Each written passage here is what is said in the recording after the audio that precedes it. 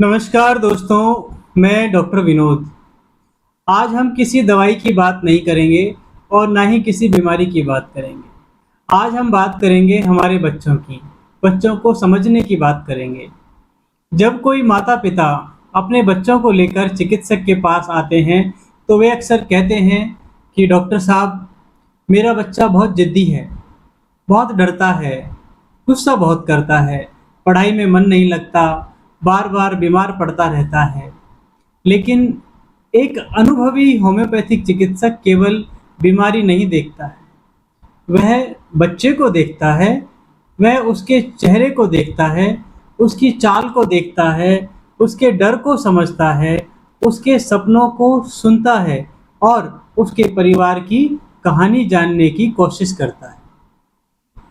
Doctor Borland कहा करते थे कि बच्चा केवल माता-पिता से शरीर लेकर नहीं आता, वह उनके स्वभाव की छाप भी लेकर आता है। यदि माँ गर्भावस्था में लगातार चिंता में रही हो, यदि पिता अत्यधिक तनावग्रस्त रहे हों, यदि परिवार में भय, क्रोध, अवसाद, एलर्जी, अस्थमा, त्वचा रोग या नशे की प्रवृत्ति रही हो, तो उसका प्रभाव किसी न किसी रूप में बच्चे के व्यक्तित्व पर दिखाई दे सकता है। होम्योपैथी में हम इसे केवल जेनेटिक या जीन की कहानी नहीं मानते हैं, हम इसे जीवन शक्ति की विरासत मानते हैं। एक बच्चा ऐसा होता है जो डरपोक है लेकिन बहुत बुद्धिमान है। ऐसा बच्चा घर में खूब बोलता है, परिवार के सामने खूब समझदार दिखाई देता है, लेकिन जैसे ही स्कूल या स्टेज या नए लोगों के बीच में बात आती है, तो उसका आत्मविश्वास गायब हो जाता है। परीक्षा के पहले पेट में दर्द हो सकता है, इंटरव्यू से पहले हाथ-पैर ठंडे हो सकते हैं, स्कूल में उत्तर जानते हुए भी हाथ नहीं उठाता है। माता-पिता सोचते हैं कि बच्चा कमज़ोर है, लेकिन वास्तव में यह बच्चा कमज़ोर नहीं होता है। वह अपने मन में पहले से ही 100 बार हार की कल्पना कर चुका होता है कि ये मुझसे नहीं होगा, मुझे नहीं आता है। ऐसे बच्चों के घरों में अक्सर अत्यधिक चिंता करने वाले माता-पिता मिलते हैं। माँ हर समय बच्चे की सुरक्षा को लेकर चिंतित रहती है। पिता भविष्य की चिंता में डूबे रहते हैं। बच्चा वही वातावरण पी रहा होता है और धीरे-धीरे उसके शरीर में भी तनाव दिखाई देने लगता है। गैस बनती है, कब्ज बनती है, पेट दर्द, सिर दर्द, अनिद्रा, परीक्षा का भय, सामाजिक संकोच जैसी समस्याएं सामने आ सकती हैं।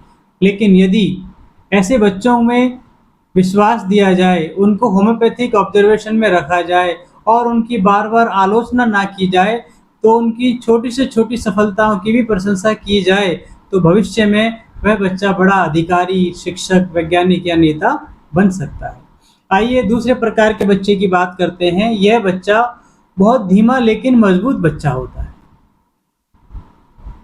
यह बच्चा जल्दी नहीं सीखता, देरी से सीखता है, देर से चलना सीखता है, देर से बोलना सीखता है, जल्दी निर्णय नहीं ले सकता।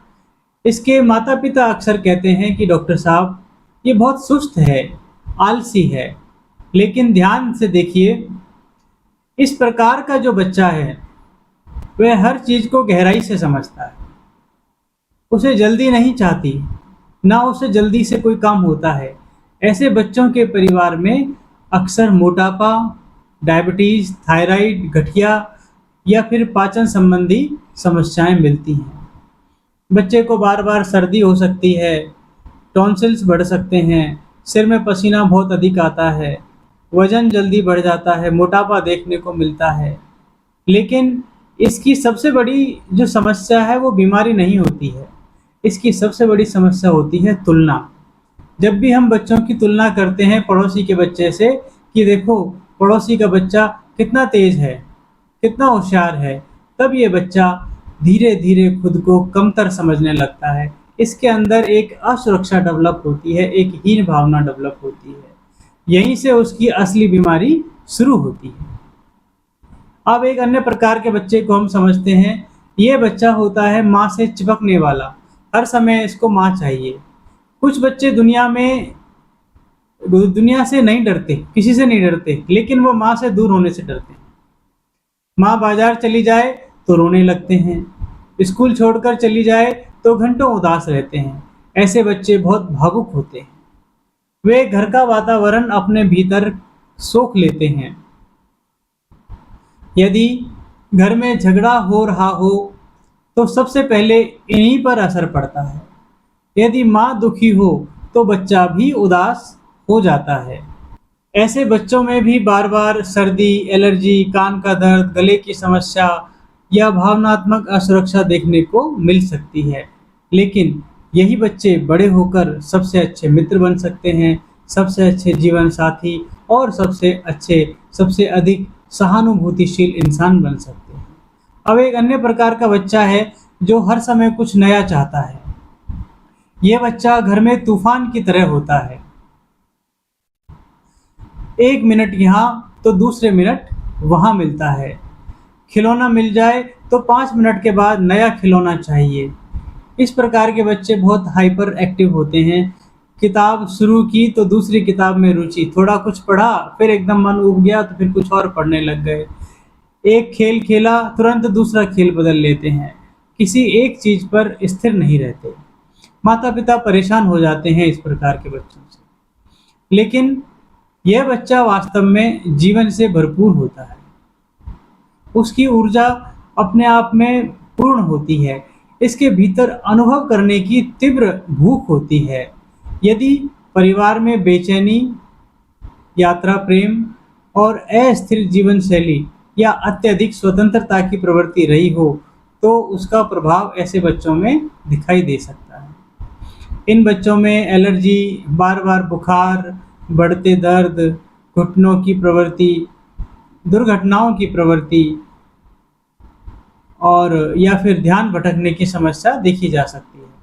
लेकिन सही दिशा मिलने पर यही बच्चे खोजकर्ता और आविष्कारक बनते हैं।